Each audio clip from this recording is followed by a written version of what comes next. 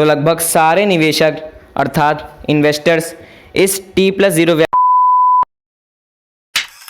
नमस्कार दोस्तों, स्वागत है आप सभी का हमारे अपने यूट्यूब चैनल स्टोरी क्लाउड पे। तो दोस्तों, जैसा कि आप टाइटल और थंबनेल देखकर समझ ही गए होंगे कि आज की हमारी वीडियो किस टॉपिक पर है। तो जी हाँ दोस्तों, आज की इस वीडियो में हम बात करने वाले हैं T+0 सेटलमेंट साइकिल के बारे में, और साथ ही साथ इससे जुड़े कुछ फ़ायदों के बारे में भी हम बात करेंगे।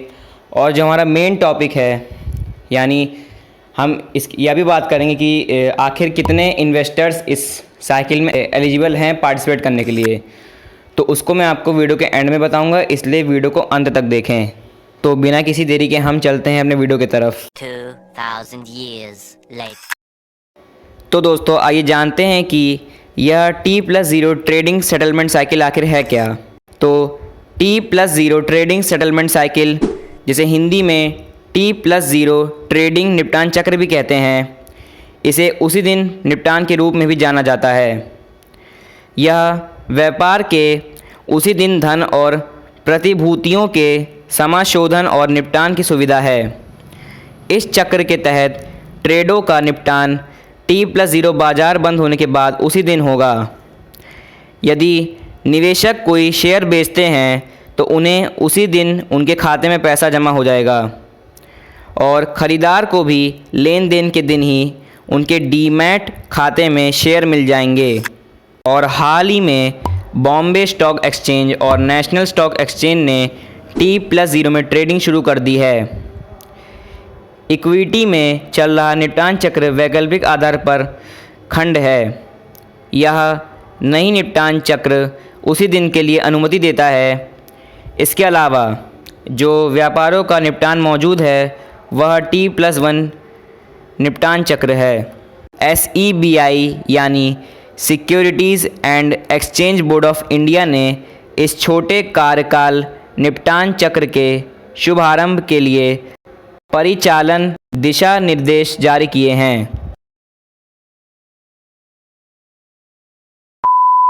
अब आइए दोस्तों, बात करते हैं इससे जुड़े कुछ फ़ायदों के बारे में। तो दोस्तों, इस ट्रेडिंग साइकिल के कुल 5 फ़ायदे हैं, और जो तीसरा फ़ायदा है वह काफ़ी ज़्यादा महत्वपूर्ण है, तो उसको मैं आपको थोड़ी देर से बताऊंगा। तो आइए बात करते हैं पहले फ़ायदे के ऊपर। पहला फ़ायदा यह है कि जो छोटा निपटान चक्र है, यानी जो शॉर्ट एंड सेटलमेंट साइकिल है, वह व्यापार निपटान में लगने वाले समय और लागत को कम कर देगा। यानी कि जो व्यापार निपटाने में जो समय लगता है और जो लागत लगती है उसको यह कम कर देगा। तो ये हो गया इसका पहला फ़ायदा। अब हम बात करते हैं हमारे दूसरे फ़ायदे के ऊपर। तो दूसरा फ़ायदा यह है कि जो हमारे इन्वेस्टर्स हैं, अर्थात जो निवेशक होते हैं, जिनके व्यापार से जुड़े जो शुल्क होते हैं, यानी जो चार्जेस होते हैं, उनमें हमें एक बेहतर दृश्यता अर्थात बेटर विजिबिलिटी देखने को मिलेगी। अब आता है चौथा फ़ायदा। तो चौथा फ़ायदा यह है कि जो निवेशक हैं उनमें हमें कुछ लचीलापन देखने को मिलेगा।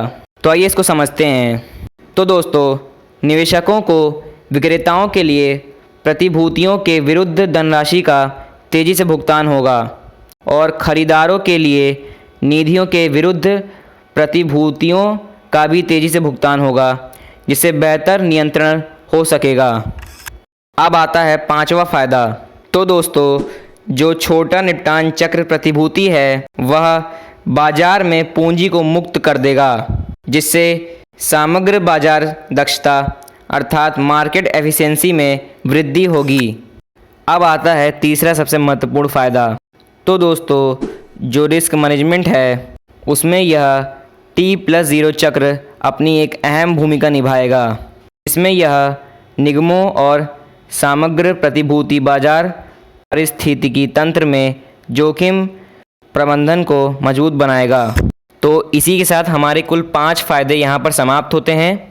अब आता है सबसे मेन टॉपिक कि आखिर कितने इन्वेस्टर्स अर्थात निवेशक इस T+0 सेटलमेंट साइकिल में आखिर एलिजिबल हैं पार्टिसिपेट करने के लिए। तो अगर मैं आपको बताऊं तो लगभग सारे निवेशक अर्थात इन्वेस्टर्स इस T+0 व्यापार निपटान चक्र में भाग लेने के पात्र हैं, लेकिन उन्हें 3 क्राइटेरिया को कंप्लीट करना पड़ेगा, तभी वे इस ट्रेडिंग सेटलमेंट साइकिल में एलिजिबल हो सकते हैं। तो मैं आपको जल्दी से वह 3 क्राइटेरिया बता देता हूँ, आप ध्यान से सुनिएगा। तो मार्केट इंफ्रास्ट्रक्चर इंस्टीट्यूशंस द्वारा निर्धारित समय सीमा यानी टाइमलाइन, प्रक्रिया यानी प्रोसेस, और जोखिम आवश्यकता यानी रिस्क रिक्वायरमेंट।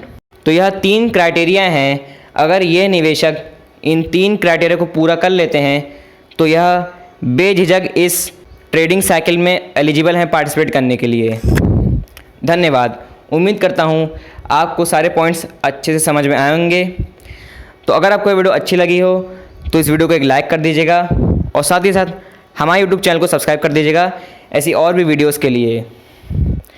मैं मिलता हूँ आपसे अगली वीडियो में, तब तक के लिए बाय बाय।